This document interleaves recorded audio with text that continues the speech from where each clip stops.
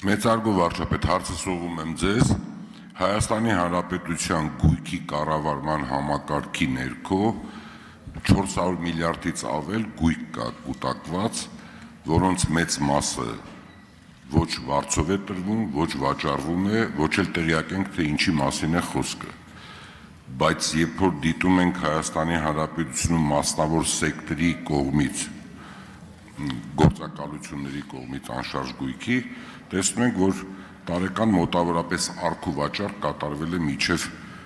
59,000 գույք։ Իհարկե դրանց մեծ մասը հնարավոր է բնակարաններ լինեն։ Դրանցից մոտավորապես 1580-ը արտասահմանյան քաղաքացիներ են ձեռք բերել։ Երբ որ այդ գույքը չի գործում, ոչ մի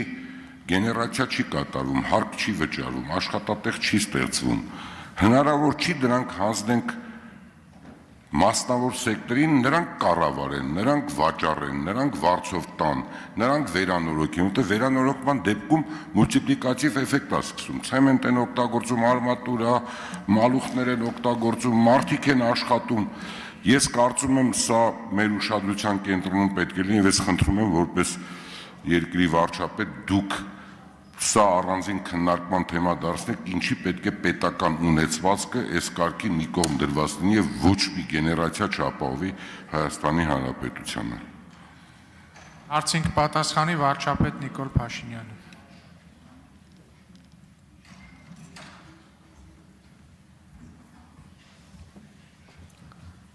Շնորհակալ եմ հարցի համար։ Այո, այդ խնդրը գոյություն ունի եւ մենք մեր օրակարգային հարցերից է այդ խնդրը լուծելը։ Հիմա օրինակ կարող ենք վերել ամենահայտնի եւ ամենավառ օրինակները, օրինակ Հանրապետության հրապարակի վրա կա այդպիսի շենք, որ կառավարությունը փորձում է ինչ-որ մի ներդրումային տրամաբանության մեջ տնի, բայց այդպես էլ չի ստացվում, խոսքը փոստի ժամանակին կենտրոնական փոստն է եղել։ Երբ որ ուզում ենք հասկանանք, բա ինչի հետաքրքրություն չկա, պարզվում է, որ ասենք օրինակ շատ ստանդարտների չի բռնում այդ շենքը, սկսած նրանից, որ կայանատեղի խնդրեմ ունի, սկսած նրանից, որ պատմամշակութային հուշարձան է եւ այդտեղ լրացուցիչ միջոցառումների շատ խիստ սահմանափակումներ կան, սկսած նրանից, որ հետևի հատվածներ ինչ-որ մի ժամանակ, որ այդ համալիրի մաս են եղել սեփականաշնորհվել, առանձնացվել են եւ այլն եւ այդպես շարունակ, բայց այդ խնդրեմը կա, բայց եթե կան կոնկրետ գաղափարներ, թե ինչ սխեմաներով դա կարելի է անել, իհարկե այդ գաղափարներն քննարկելի են, մենք բաց ենք այդ գաղափարների համար եւ նաեւ այդ մեծ թվերը այո շատ կարեւոր են, բայց երբեմն մեծ թվերի մեջ էլ պետք է մենք խորանանք, որովհետև ձեր ասած 400 միլիարդ ասցիք, 400 միլիարդ, երբ որ նայում ենք այդ գույքը, տեսնում ենք, որ այդ գույքեր կան, որ գտնվում են այնպիսի տեղանքներում, որոնք ընդհանրապես ոչ մեկին հետաքրքիր չեն, մի ամայի վայրում են, իհարկե հակառակն էլ կա, եւ կան դեպքեր, որ հիմա կոնկրետ ներդրումային հետաքրքրությունը ցուցաբերված է եւ իրականացվում է։ Ուզում եմ այն մյուս փոստի շենքի մասին խոսեմ, որտեղ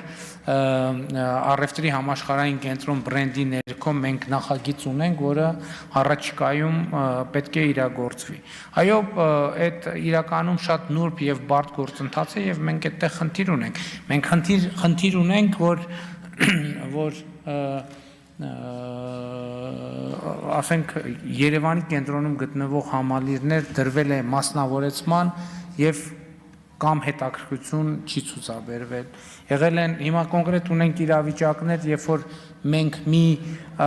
սխեմայով փորձ էինք անում դա դնել մասնավորեցման, բայց այդ թվում որոշակի քննադատություններ եղավ մասնավորեցման այն սխեմայի վերաբերյալ, որ մենք ուզում էինք կառավարությունը մտածում էր անել, այդ սխեման փոխեցինք, մասնավորությունը տեղի ունեցավ, բայց այնտեղ հիմա ճգնաժամ է առաջացել եւ մեծ հավանականությամբ այդ մասնավորեցման արդյունքում առաջացած ճգնաժամի լուծման պետք է զբաղվենք, համենայնդեպս ես արդեն այդ նամակների խոսքը ստանում եմ, բայց որ թեման պրոբլեմատիկ է եւ շատ կարեւոր,